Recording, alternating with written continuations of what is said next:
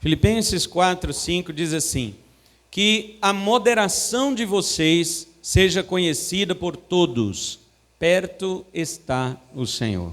Amém? Podeis sentar, irmãos, em nome de Jesus. O meu sermão hoje ele tem 5 tópicos, mas eu não vou demorar em cada um deles. Não são 5 pontos do calvinismo, tá? Hoje não, outro dia eu prego. Mas por hoje o meu sermão terá 5 tópicos em que devemos prestar atenção aqui nesta noite.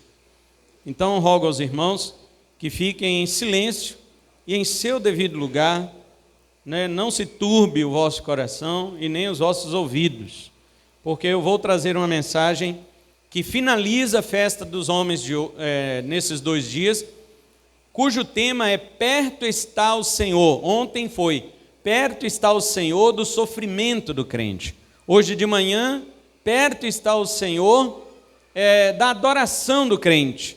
E hoje à noite nós vamos encerrar. Perto está o Senhor de voltar para o crente, de voltar para a sua igreja. Portanto, o tema que eu dei, perto está o Senhor. Como devemos viver? Como devemos viver? Queridos, ao invés de pregar hoje sobre como será a vinda de nosso Senhor Jesus Cristo, eu vou falar a respeito de como devemos viver, tendo em vista a sua vinda.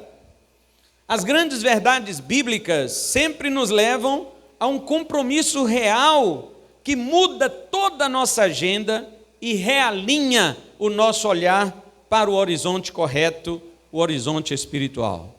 Qualquer verdade bíblica que você aprender, se ela não te levar a um novo olhar, se ela não te conduzir a uma nova perspectiva que tenha Cristo como centro, ou seja, uma perspectiva cristocêntrica, e que não te conduzir a uma vida que glorifique a Deus, então seu aprendizado servirá para a tua condenação, pior no dia do juízo.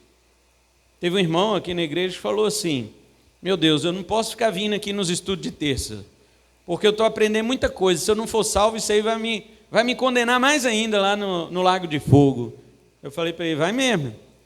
Só que, né, quem sabe se é salvo, né? Eu não sei, mas você tem que saber. E é bom estarmos aqui aprendendo para sabermos sobre essas questões.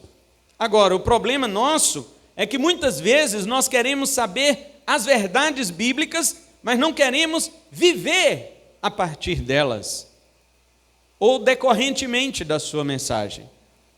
Na prática, sobre a vinda de Jesus, por exemplo, não basta perguntarmos como será a sua vinda, o que acontecerá na sua vinda, que eventos são os seus antecedentes, quais são os sinais do fim, será que Jesus vem antes ou depois da grande tribulação? Nossa igreja é pós-tribulacionista, nós cremos que a igreja vai passar pela grande tribulação.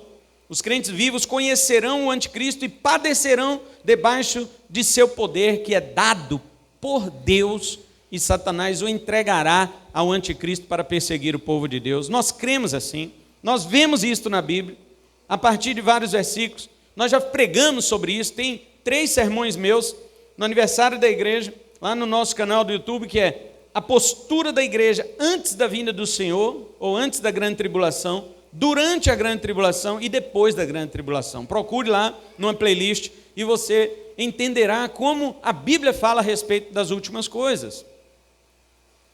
É muito interessante, curioso, que nós aprendamos sobre escatologia. O que será que acontecerá quando Jesus voltar? Quem será o anticristo? Será que o milênio é aqui na terra? Quantos anos será o milênio? 1000 literais ou não? Como será aí a ação do anticristo? Será que ele vai fazer milagres? Quem é o falso profeta? Essas coisas todas que nós muitas vezes temos curiosidade, são boas, mas eu digo uma pergunta para você: como devemos viver tendo em vista que Jesus voltará? Hoje eu não quero falar sobre o entendimento da vinda de Jesus. Nós já temos falado bastante sobre isso, porque muitas vezes somos fascinados pelo esplendor de sua vinda, mas não somos sequer balançados pelos alertas de como devemos viver por causa dela. Muitos de nós talvez nem tenhamos pensado sobre isso. Será que tem algum versículo bíblico que nos diga como viver agora, aqui agora na terra, tendo por base ou tendo como pensamento central o retorno de Cristo Jesus, a sua vinda escatológica? E tem. E eu vou mostrar aqui 5 destes versículos, porque tem muitos. O presbítero Marcos falou aqui sobre as profecias acerca da segunda vinda de Cristo, são mais de 2.400, enquanto que da primeira vinda mais de 300. Mas da segunda, ou seja, a Bíblia está alertando aos crentes de capa a capa que Jesus voltará. E nós muitas vezes não estamos alertas para isto.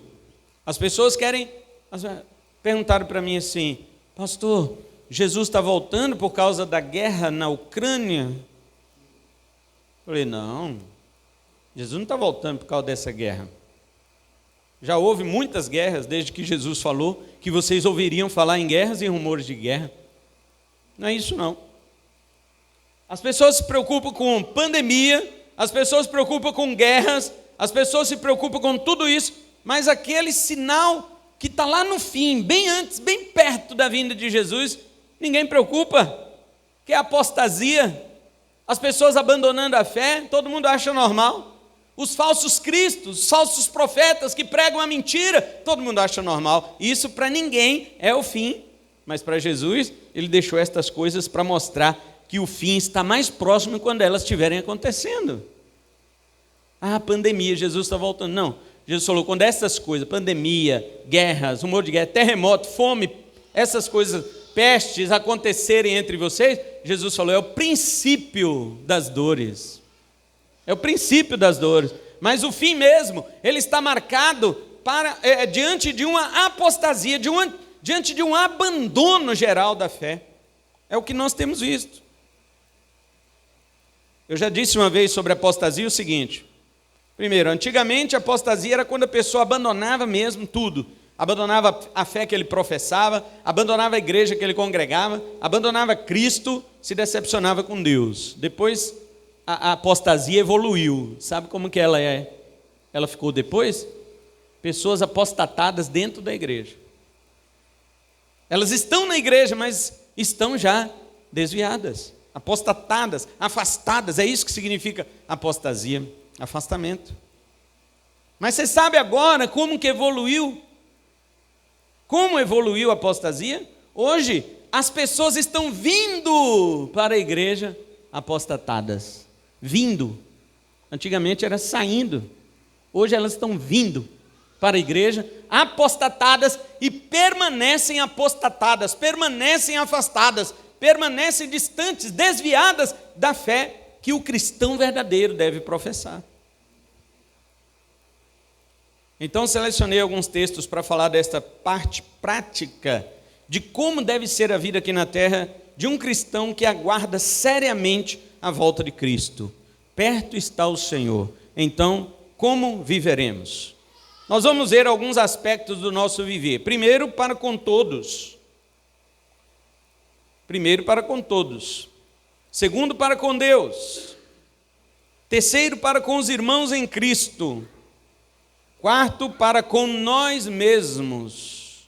E quinto, em todo o tempo da nossa vida. Amém? Então vamos lá. Primeiro, como viveremos? Em relação a todas as pessoas, devemos viver com moderação. Foi o texto que nós lemos, que a moderação de vocês seja conhecida por todos. Perto está o Senhor. Vamos lá, meus queridos. A palavra moderação aqui, neste versículo, vem do grego epieikes.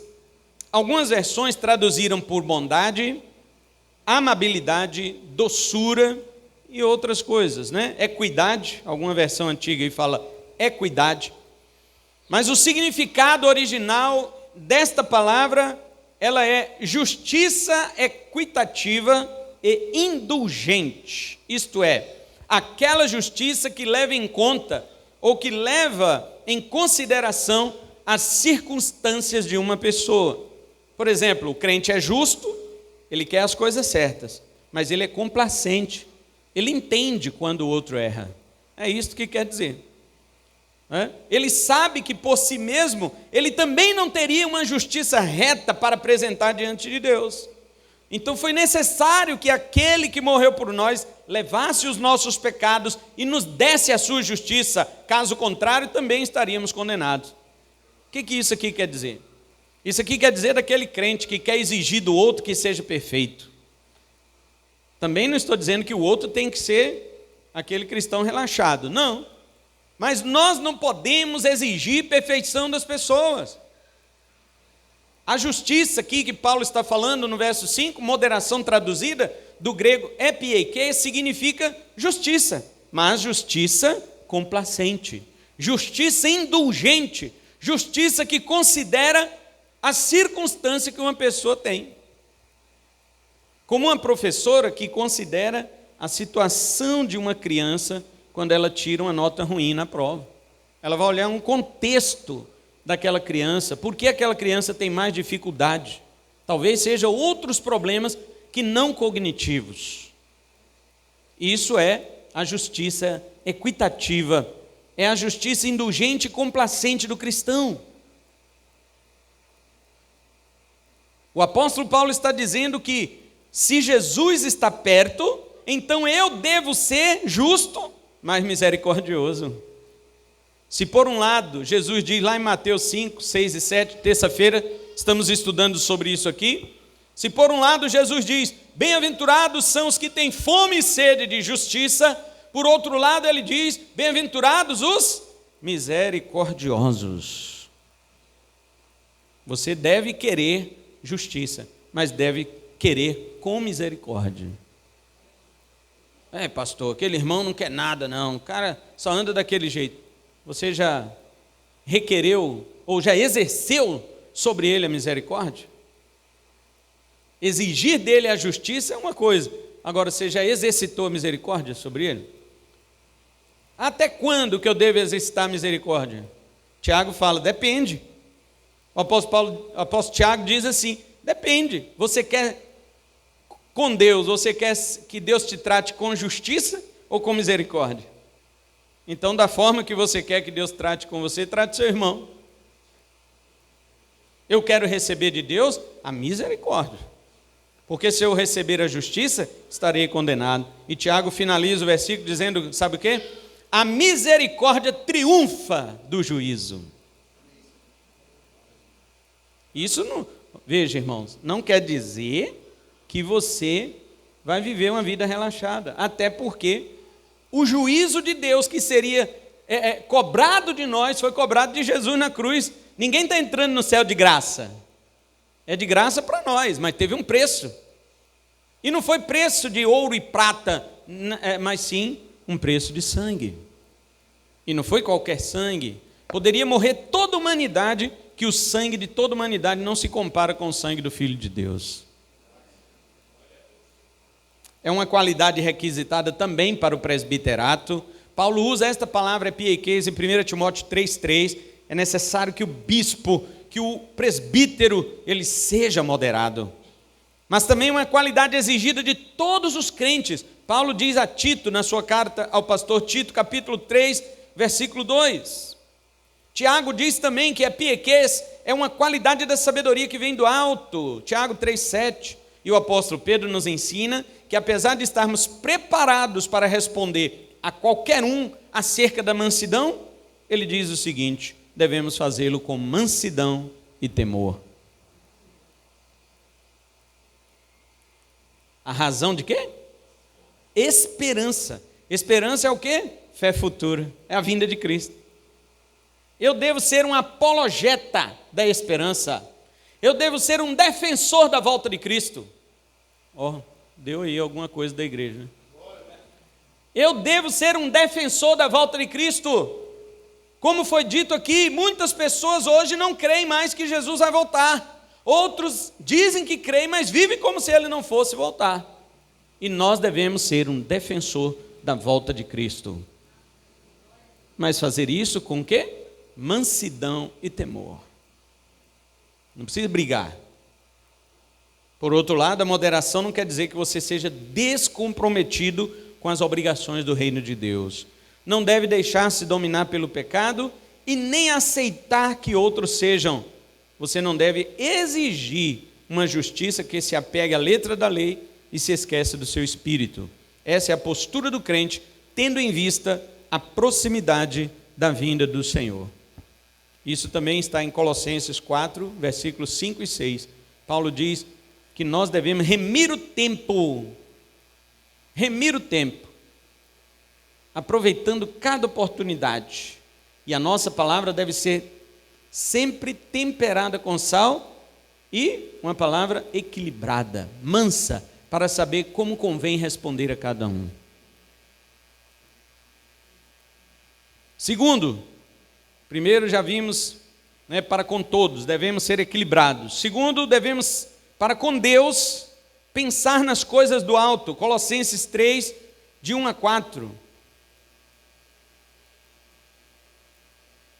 O apóstolo Paulo, ele diz que, se já ressuscitaste com Cristo, buscai as coisas que são do alto, irmãos, amém? De cima, onde Cristo está sentado à direita de Deus, pensai nas coisas que são de cima e não nas coisas que são da terra. Por quê? E ele diz, porque morrestes. Se eu morri, para que eu estou pensando nas coisas daqui? Então, se para com os de fora devemos ser mansos, porém firmes, é claro, e para com Deus, qual a nossa postura? Paulo nos diz que nossa mente deve sempre estar elevada acima da atmosfera terrestre em que nós vivemos.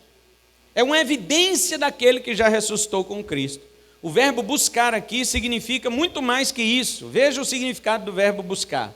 Significa procurar, desejar as coisas do alto, procurar indagando, perguntando, investigar para chegar a uma resolução, pesquisar, chegar ao fundo de um assunto, deliberar, fazer esforços, continuar tentando obter. Foi só traduzido como buscar as coisas. Mas esse buscar é muito mais do que isso. Ele fala de um empenho, ele fala de uma dedicação, de você fazer uma busca profunda, uma busca detalhada, não só naquele sentido, irmão Marcelo, de orar, de buscar, que a gente fala, quando fala buscar é orar, né? Todo mundo, como é que busca? Eu vou buscar orando, aí vai lá, está de joelho, está buscando. Mas aqui é mais que isso, não é só orar, é você ter uma mente capturada, curiosa, interessada, para saber o que é que tem lá no alto que você tem que buscar.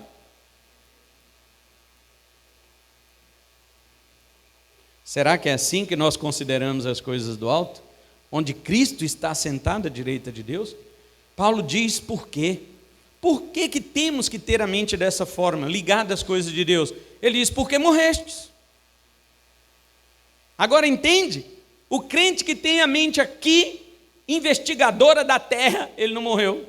Ele está vivo na carne. Ele está vivo na carne porque a mente dele busca as coisas dessa terra.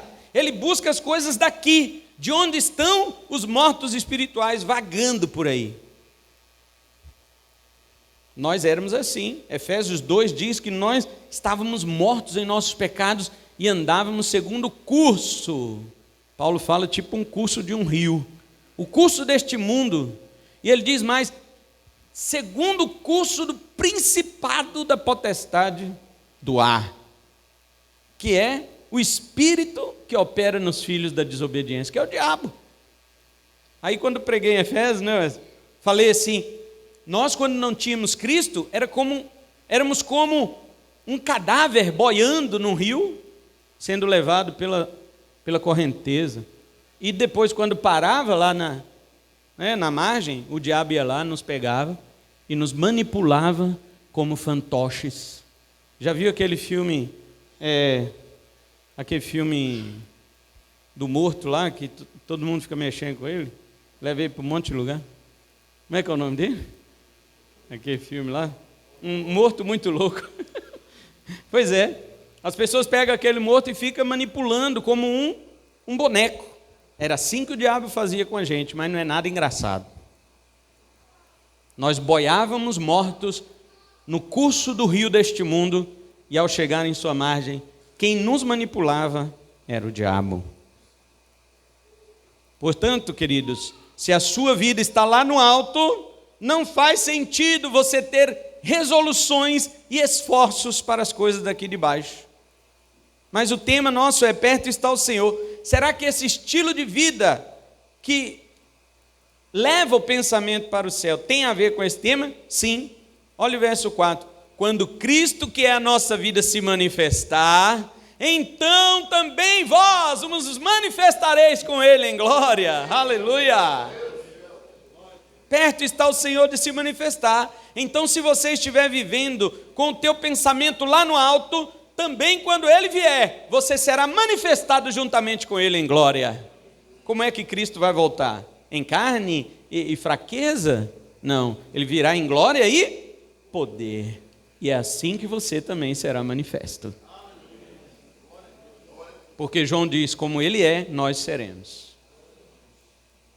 Terceiro, para com os irmãos em Cristo agora.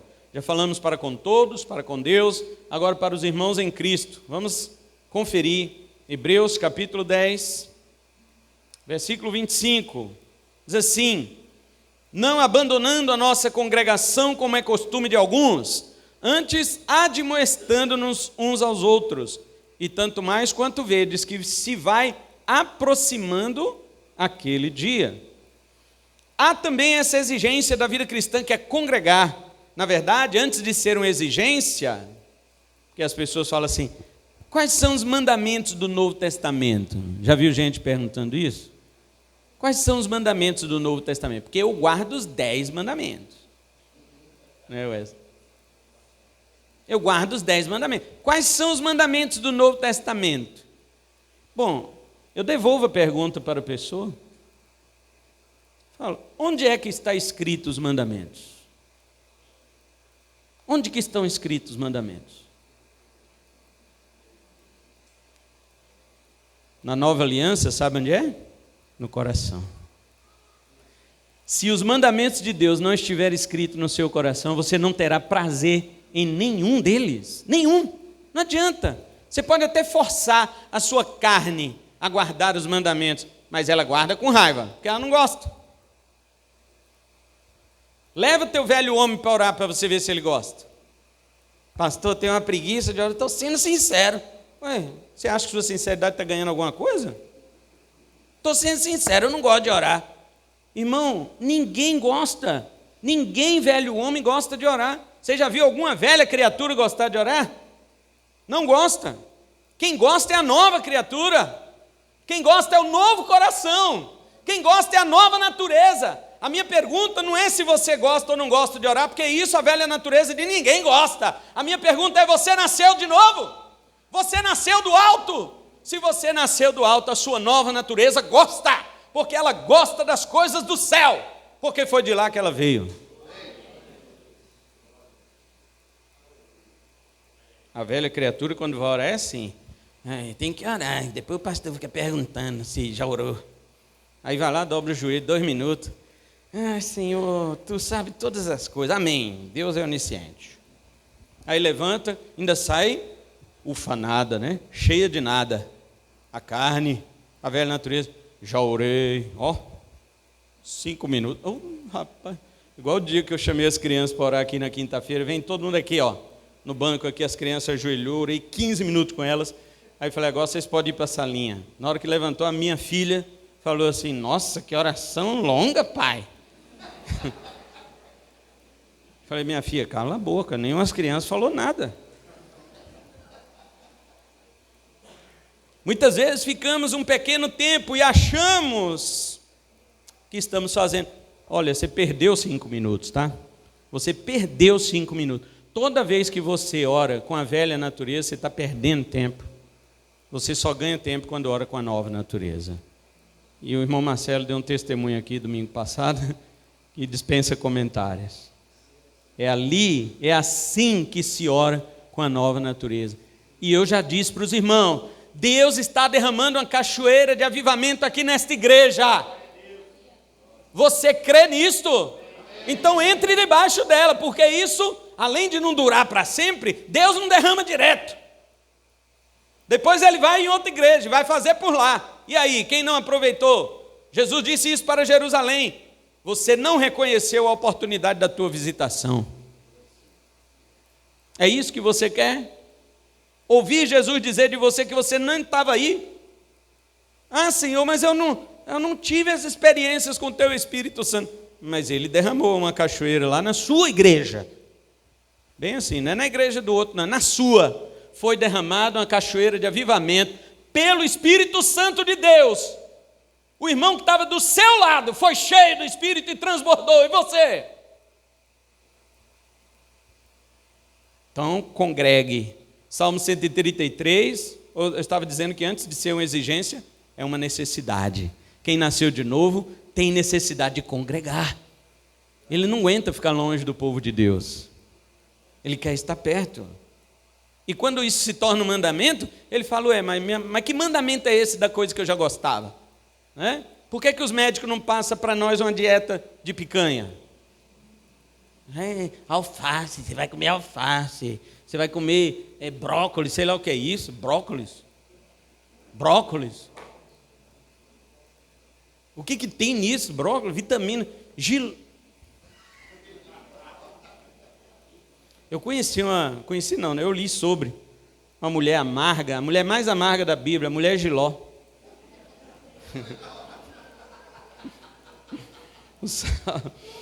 Pois é. A mulher Giló. E você acha que é coisa boa? O que aconteceu com ela? Olhou para trás e daí? O que adiantou tanto de Giló na vida?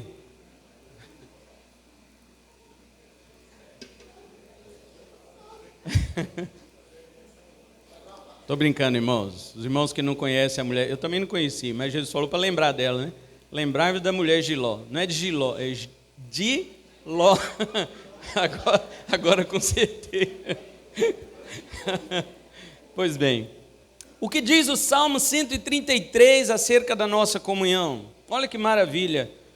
O rei Davi, ele diz assim, ali, no meio da comunhão dos crentes, o Senhor ordena a vida e a bênção para sempre. Aleluia. Você quer ter bênção? É no meio da união do povo de Deus. Você quer ter vida? É no meio do povo de Deus. Não há vida para um membro isolado do corpo. Membros amputados morrem. Só podem viver no corpo. Mas essa necessidade, ela também é transformada em admoestação e até mesmo um mandamento da nova aliança, porque naturalmente nós somos dados à preguiça e ao afastamento das coisas e das pessoas de Deus. É natural isso. Uma vez que eu tirei férias, nós viajamos uma semana para a praia, não é porque eu tinha dinheiro, não. A minha esposa vendeu muito, na época ela era vendedora, e ganhou um prêmio. O prêmio era uma viagem paga para a praia. Falei, então vamos. Chegamos lá, aí eu estou na praia assim, domingo. Olha como fica a consciência do homem. Domingo na praia, sentado na areia, o sol baixando, dando 6, 7 horas, e eu falando assim, gente, eu tenho que ir para a igreja. O que eu estou fazendo nesse lugar aqui? E eu levantando assim, falando para ela e para a Mica, vamos embora, que eu tenho que ir para a igreja, tenho que procurar uma igreja nessa cidade aqui, para eu ir para a igreja. Ô menino, você está de férias. Eu falei, mas aí é que está o detalhe. Quando nós acostumamos a não congregar, aquilo vai se tornando natural. Depois você vai se afastando. É pouco. É normal. Você substitui a congregação por outras atividades, inclusive pecaminosas. Congregar resulta em vida espiritual, aprendizado, crescimento, relacionamentos transformados para a glória de Deus, espiritualidade cristalizada, maturidade e outras coisas mais que nos tornam mais e mais parecidos com Jesus. Mas assim como nas outras recomendações que já vimos ante a vinda de nosso Senhor, congregar também está relacionado à volta de Cristo. O versículo diz o seguinte, que quando nós estivermos ali congregando, devemos também admoestar-nos mutuamente, porque vai se aproximando aquele dia. O dia está chegando, então congregue. É isso que ele está dizendo. Perto está o Senhor, vá para a igreja.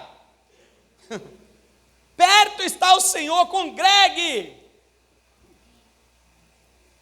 É na comunhão dos santos que você pode se edificar e ser edificado e ser alertado sobre a vinda de Jesus e sobre o preparo de cada um.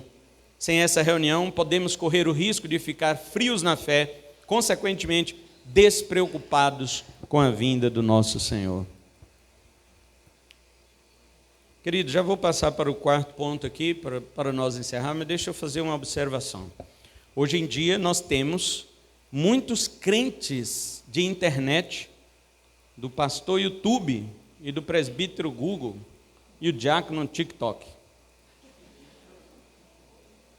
O pessoal está vivendo esse clima hoje de ser pastoreado pela internet. E aí não tem o critério, seleciona lá, pregação de poder. Aí você já sabe, né? Poder o quê, né? É poder o quê? Porque as pessoas estão achando que tudo que fala em nome de Deus é válido. E aí assiste aquelas besteiras, assiste aquelas coisas que enfraquecem a tua alma, envenenam a tua alma. Porque eu vou dizer uma coisa para você, irmão. Veneno de rato é 99% trigo. É só 1% de veneno. Esses camaradas que pregam a falsidade, eles põem a falsidade num copo de verdade. É só uma gota de mentira. Eles matam você homeopaticamente. Eles matam você aos poucos. Você não sente que foi envenenado no primeiro copo. Não sente. Você acha que está igual. Nossa, o pastor daqui prega igual o pastor da minha igreja. Não vem com essa não. Não mesmo. Ele botou uma gota de veneno e você não viu. É lógico, irmãos, que há pastores que de fato pregam a verdadeira palavra de Deus. O que eu me refiro aqui é a esses bandidos, a esses cães, a esses lobos devoradores. Eles são imprestáveis para o reino de Deus e estão fazendo uma desgraça no meio chamado evangélico.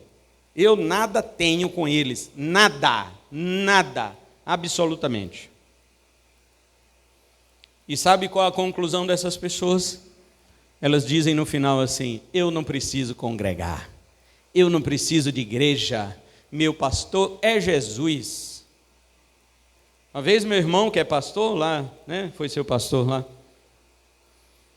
ele foi visitar um membro que estava há muito tempo afastado da igreja. O membro já estava contaminado com isso e disse para o meu irmão assim: eu não preciso de pastor, eu não preciso de igreja.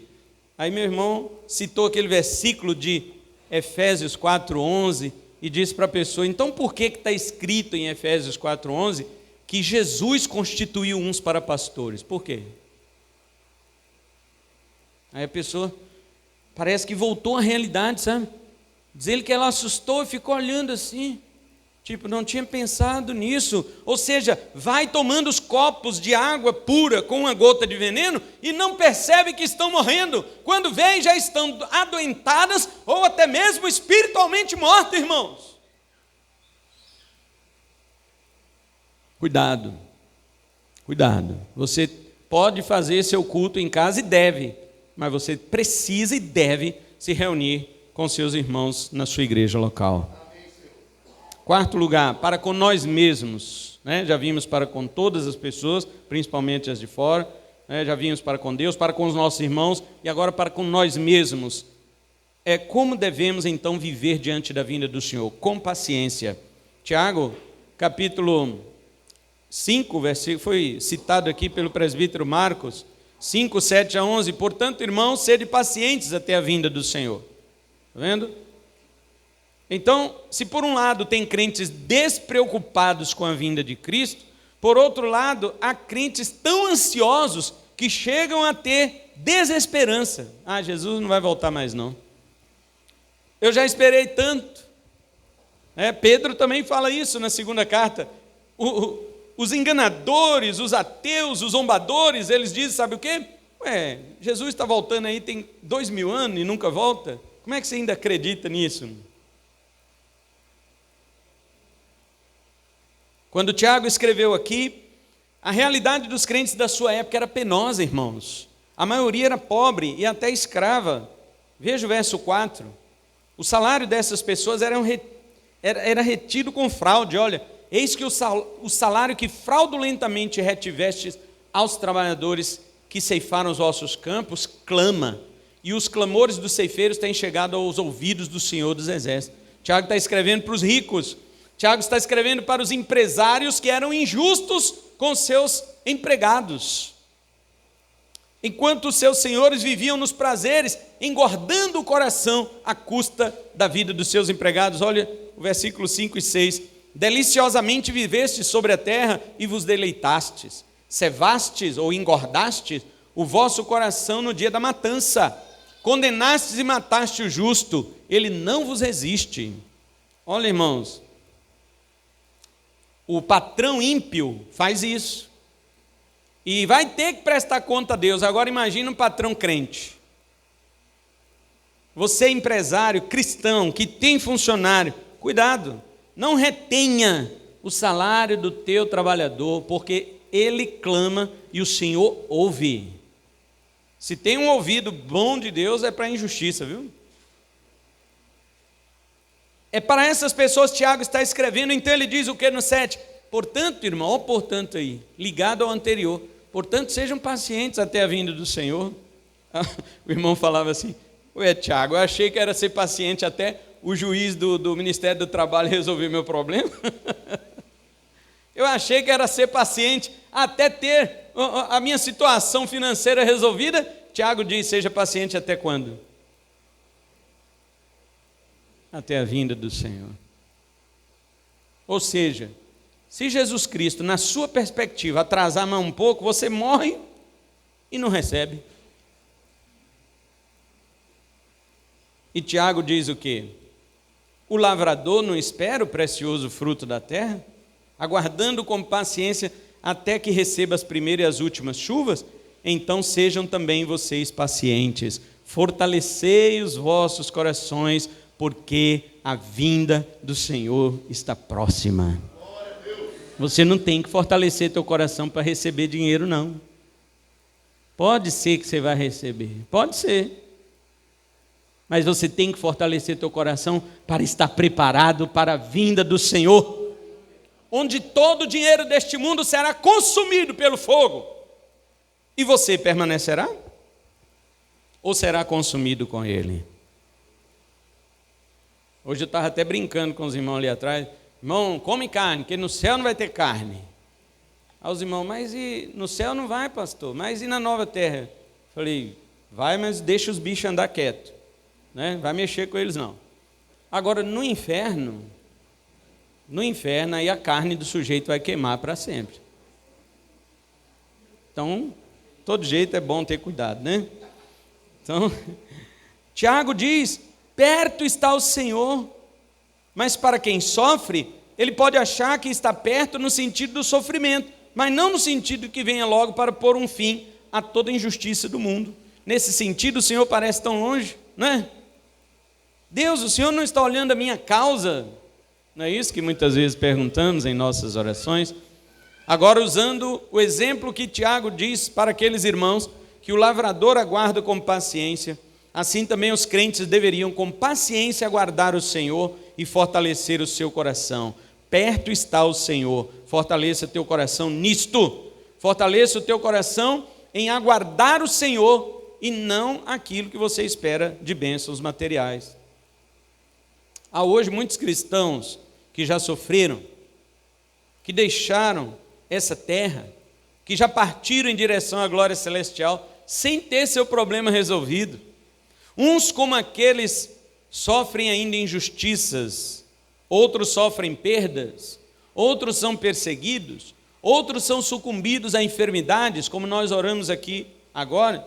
São tantas mazelas e maldades que nos cercam, que o cristão precisa exercer o fruto da paciência para não cair no desânimo, na desesperança e na incredulidade. Não duvide da volta do Senhor. Ele voltará. Perto está o Senhor. Talvez você esteja perguntando, quão perto Ele está, pastor? E eu respondo para você, tão perto de quanto você precisa se santificar. Esqueça a contagem do seu relógio e lembre-se que o tempo contado é o de Deus. Primeiro, Deus deve causar o projeto dele em sua vida e depois cumprir então a sua promessa. Estava pensando sobre aquele missionário que eu citei aqui na pregação de Tessalonicenses, né? John Patton. Ele foi missionário aos índios canibais das Ilhas Novas Hébridas. E ele tinha um ditado que ele dizia assim: irmãos, eu sou imortal até que Deus tenha cumprido tudo o que eu tenho que fazer no reino dele. Agora eu digo para você, eu estava pensando na frase dele, mas vou dizer outra coisa aqui, presta atenção.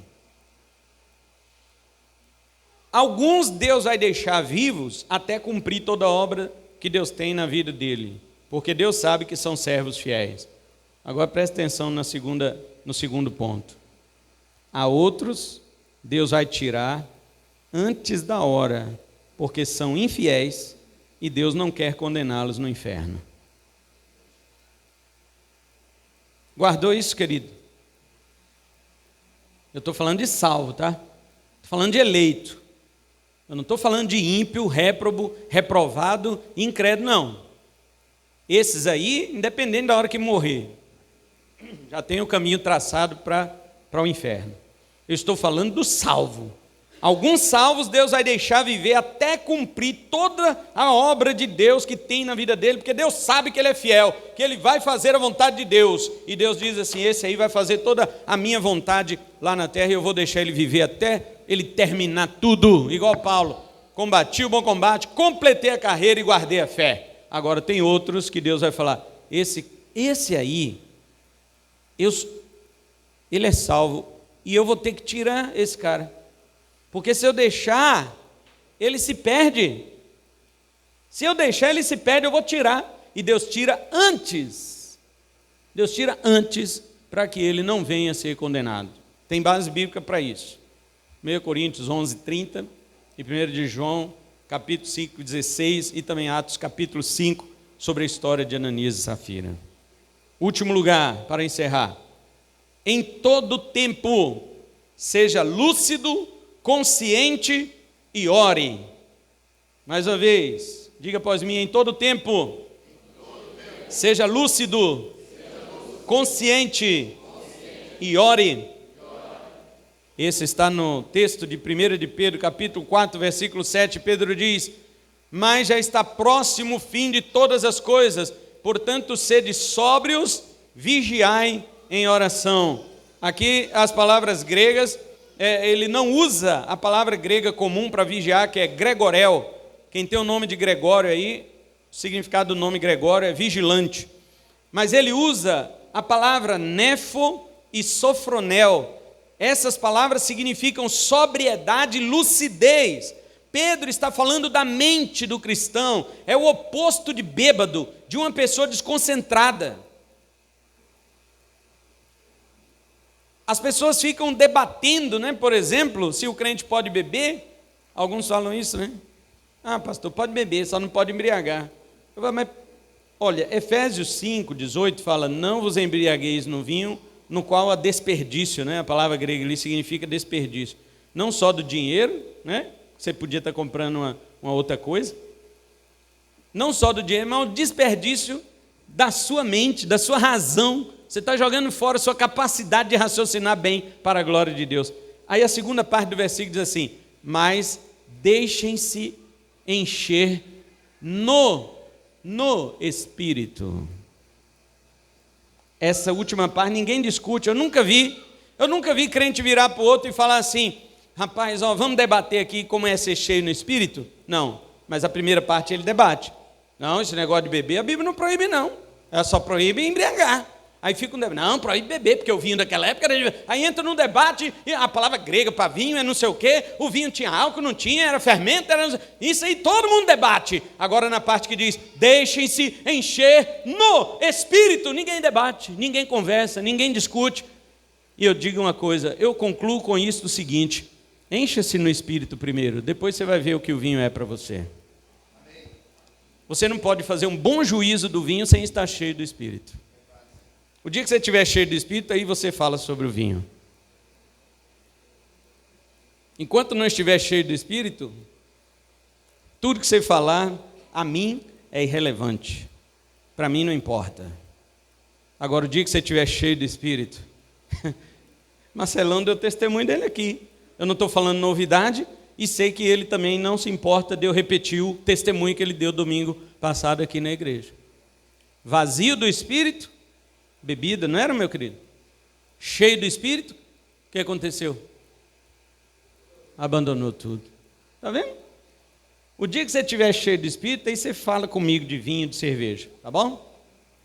Enquanto não tiver, faz o que você quiser. Mas não fala nada comigo. Porque se for da igreja, aí vai ter que entrar em outro assunto, né? Já sabe.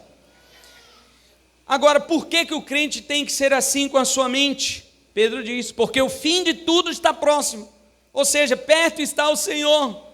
Nos dias próximos à vinda do Senhor, haverá uma avalanche de informações, como já estamos presenciando, as notícias, as redes sociais, a internet, a conexão instantânea, tudo isso tem trazido menos tempo para você raciocinar, e ao invés disso, aceitar coisas prontas, visto que elas são muito rápidas.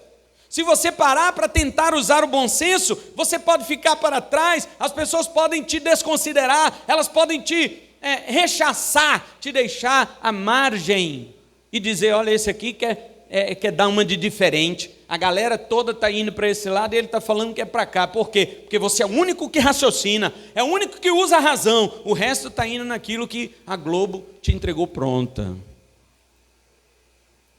Mas a recomendação bíblica é o contrário.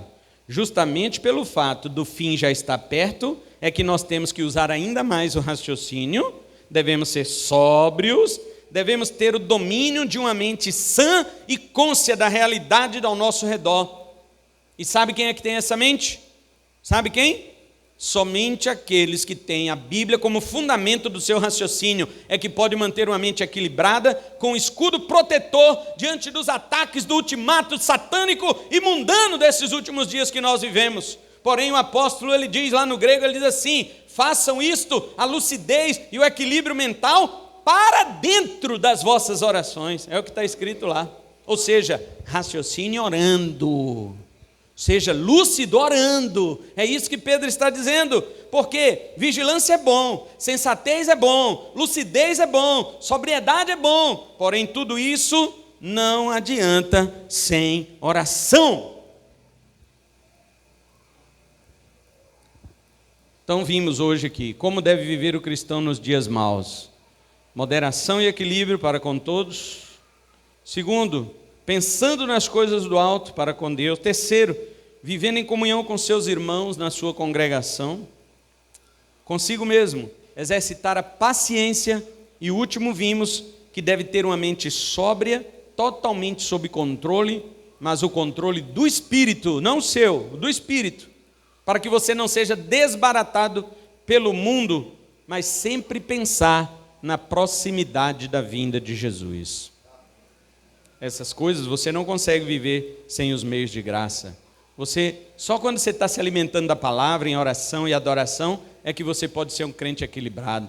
Só quando você está se enchendo no Espírito, é que você conduz fielmente seus pensamentos para as coisas do alto. Só quando você congrega, que você quer mais congregar, você sente a vida de Deus no meio da congregação. E quando você confia, você tem paciência diante das tribulações e crê que Jesus voltará, ainda que tuas tribulações não sejam resolvidas aqui. Você já pensou que maravilha é chegar no céu através de muitas tribulações? Atos 14, 22. Paulo e Barnabé diziam isso para a igreja. Através de muitas tribulações nos importa entrar no reino. Sabe como isso é interessante? Porque quando o crente tem uma tribulação aqui, ela é resolvida, aí ele quer ficar um pouquinho mais aqui. Aí ele fica um pouquinho mais, vai se acostumando com as coisas da terra, Deus manda outra tribulação, aí ele já começa a pensar no céu de novo. Ele fala, meu Deus, o Senhor não vai voltar? Aí Jesus fala, agora você quer que eu volte? Pois então tá, vou resolver a tua tribulação de novo. E Jesus resolve a tribulação do crente, ele vem aqui na frente, dá um testemunho de vitória. Testemunho de vitória. Aí toda a igreja fica, nossa, eu queria ser como aquele irmão. Mas depois, ele começa a se apegar de novo nas coisas da terra, e Deus fala, tá vendo? Tá vendo? Por isso que quando uma tribulação não é resolvida, você almeja a pátria celestial, e de fato, quando Deus te leva para lá, você diz, Senhor, isso sim foi libertação. Isso sim foi livramento. Porque aquilo que eu vivia na terra não tinha solução, mas agora estou aqui contigo e tudo lá acabou. Perto está o Senhor. Como você vai viver? Todas as coisas estão concorrendo para a vinda de Cristo. Você está mais interessado em saber como será a volta dele, o que não é ruim, ou você está realmente preocupado em como deverá ser encontrado por ele quando ele voltar? A pergunta de Jesus em Lucas 18:8 foi a seguinte: porventura, quando o Filho do Homem voltar, ele encontrará fé na terra? Se você estiver vivo quando Jesus voltar, ele vai encontrar fé no teu coração? Ou você já terá sido engolido pelo sistema deste mundo? Perto está o Senhor do teu sofrimento. Perto está o Senhor da tua adoração. Mas perto está o Senhor de voltar para você. Então viva a sua vida cristã com equilíbrio. Viva a sua vida cristã pensando nas coisas do alto. Viva a sua vida cristã congregando com teus irmãos. Viva a tua vida cristã com paciência. E viva a tua vida cristã em lucidez, em mente sadia e em oração. É assim que o Senhor quer encontrar os seus fiéis quando Ele voltar. Amém?